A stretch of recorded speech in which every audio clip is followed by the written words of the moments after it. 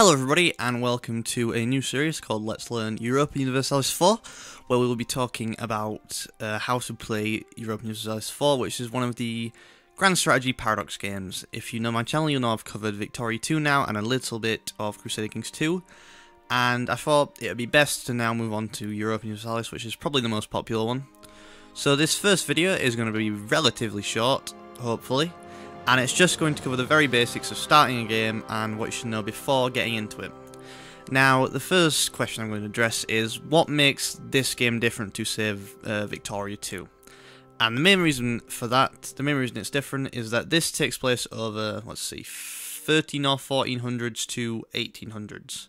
So from the 1300s, I think it's from where Crusader Kings 2 ends to where Victoria 2 more or less ends. So it's quite a large time scale you have here. It's very big. And it's kind of the universal one. It covers everything from trade to religion to world politics to pretty much everything to colonization. So it's a big mesh of everything that you would want from a grand strategy game. But enough about that, and let's go into single player, where we can start our game. Now, if you've played other Paradox games, you'll notice this is very similar and kind of identical, is that you will have a list of kind of maybe important starting dates where important events happen. If you want to kind of play a scenario, for example, if you want to do the 80 Years' War and pick a side and try and win, or, you know, if you wanted to play at the very end, see how much you can do in the shortest amount of time, you could do that. But most people will play on the first kind of time slot, which is Rise of the Ottomans, where the game first starts. And this is what the world is going to look like. Now at the top you're going to see some map modes which will help you decide what kind of country you want to play. Now at the minute it's set to terrain, which will show us mountains and deserts and all that sort of good stuff. If we go to political map mode, shortcut W, which you're going to be using a lot, this shows us borders, and it's what you're going to be playing on for 90% of the time. And you can see Europe at the minute is a lot of things. It's very messy. But this gives you an idea of borders. Say if you wanted to go to the east, you can see kind of Ming is a giant right now. Japan is kind of split into lots of different shogunates, if I'm remembering that, daimyo. But this will give you an idea. The next one is religion. Now at the very start everyone is Catholic in Europe. If we go further on, say the 7 Years' War, you can see we have some Protestantism going on over here, and that will change as you go. And next is Imperial map, which will show you the borders of the Holy Roman Empire, which I'm not going to talk about right now. It deserves at least a video on its own, but it's very, very important to see those borders. The next one is trade, and again trade deserves at least one video, and this will show you all the different trading areas in the game. You can see in Europe we've got London, Bordeaux, Antwerp, Frankfurt, Lübeck, and the Baltic Sea, the North Sea. And these will just give you an idea of trading when you know how that works.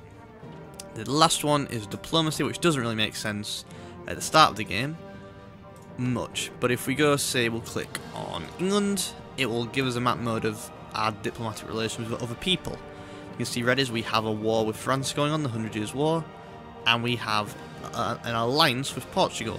If we go to Sweden, this kind of light, cyany, turquoise colour means a personal union, which we'll go into in another video. But apart from that, these are your 6 main map modes that you're going to be using the most throughout the game. Now to the right we will see the country information at the very start of the game on a country. So the easiest one to show this off is probably Burgundy, very, very powerful. You can see the difficulty here is very low. Now it's important to talk about, first of all, the difficulty isn't that representative, because it basically is a reflection of these scores. So if you go to Burgundy, it has very high scores. The problem is that England and France both don't like Burgundy, neither does Austria, so you've got a lot of competition with big powers. So while this country might be very strong and powerful, it also has a lot of powerful and strong people who want to have wars with it. So it's not the best representation, but it can give you an idea. Next we should talk about this. So if we go to, we'll skip on Burgundy. This will tell us the technology group that this country is a part of. You can see we're part of the Western Tech Group, which is basically all of Europe, and we get technologies. To upgrade a technology costs 100% of the normal cost, so it's completely normal, and it's the lowest. If we go then to somewhere like Ming, has a technology group Chinese 60% more expensive. If we go into Africa, Sub-Saharan 200% as expensive. So that will not so much at the start of the game, but throughout the game affect your technology rates that you grow at. You can westernize, so I could become a Western tech group as China, which, you know, happens, but it's kind of difficult and takes a while. But it's important to note that it is there, so you can change to a kind of Western style country. Back to Burgundy. This is our king. He is a 5-5-5. He has 5. He gives the country 5 administrative points per month, 5 diplomatic and 5 military. 6-6-6 is the highest you're ever going to get. You can see England has a 0-0-0, 2-2-2, 2-2, 3-5-2, and they're all very different. And in a kingdom, which is there are kingdoms, and they're at the start of the game, I think there are kingdoms and there are administrative republics. You can see here, elections are held every 5 years. In Burgundy, rulers reign until death.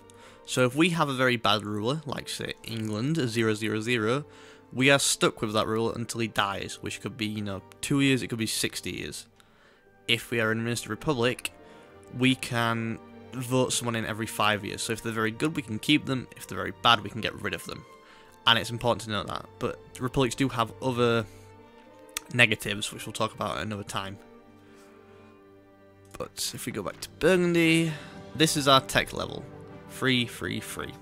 Everywhere's 3, 3, 3 at the start. It differs dramatically as you go on because of the expensive tech costs. I think Japan is actually a 2-2-2. Yep. These parts of Japan are a 2-2-2. That's the only real difference. But the base thing about this sort of section is that to upgrade this costs this. And you can see we get 5 a month here. So, and I think, if I'm remembering, it's 650 to upgrade to the next tech level. So 5 a month from your king, plus other things, which we'll go into when we're in the game. But, so if we say England, England has very little chance to upgrade these techs early on, because he's getting nothing from the king. Whereas Burgundy is getting a lot from the king, which means that he's going to be very vital to increasing the tech. And this will change, you know, every death of a ruler brings a new ruler in.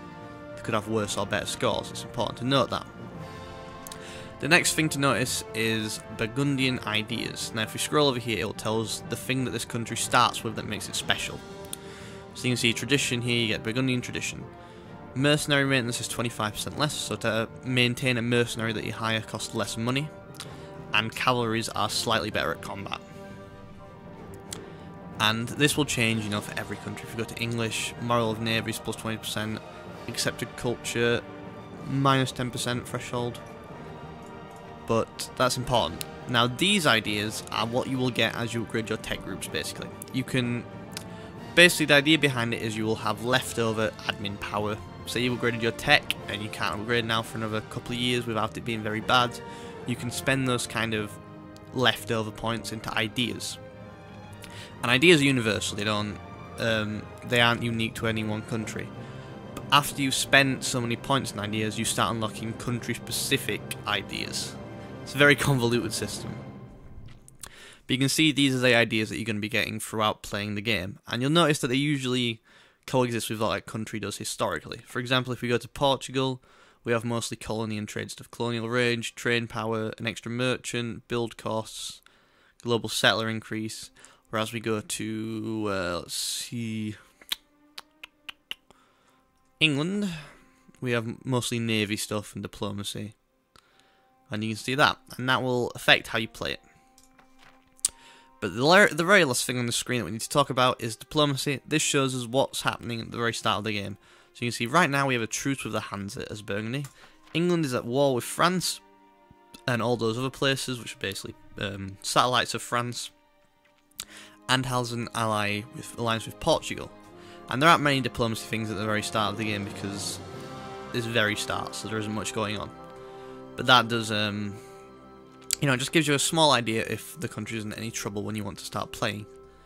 The last thing I need to talk about is, well, actually, there's one thing worth mentioning here is that, well, these are bookmark dates. We can actually just type in a zone and set it to whatever date we want, and the game will kind of, it won't be, these are about as accurate as they can be. These are very vague if you just type in your own. and they're kind of not so much generated but very guessed because they don't have, you know, very specifics on it. But you can kind of, if you want to play a custom date, you can do that. We'll just set it back now. I'm playing with 3 DLCs, Conquest of Paradise, Republica, and Wealth of Nations. Those are the only 3 expansions out right now. And the last thing to mention is Random New World, which came in Conquest of Paradise.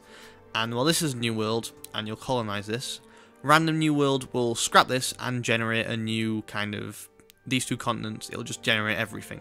So they'll all be random. So when you're first, you know, coming to explore the New World, you are actually exploring it. You can't go, well, I know what Canada looks like, or I know what America looks like, so I know where to go. It's all going to be random islands and stuff like that, so you'll have no idea. And that's kind of, it throws a new flavour on colonization that is good sometimes, but it doesn't always generate the best kind of islands, and it's very snaky, and it can end up very weird. And the last thing is options. If you want the AI to get bonuses, the player, how difficult the AI are, lucky nations, for example, Portugal getting a boost to exploration or whatever. That'll be historical. You could do random, so just countries get boosts at random. Terra Incognita in lobby will mean that if you pick Random New World, it won't show you anything that your country doesn't already know about. So if I'm playing as England, I will probably see the map about that, and that'll be it, because I won't know anything outside that circle.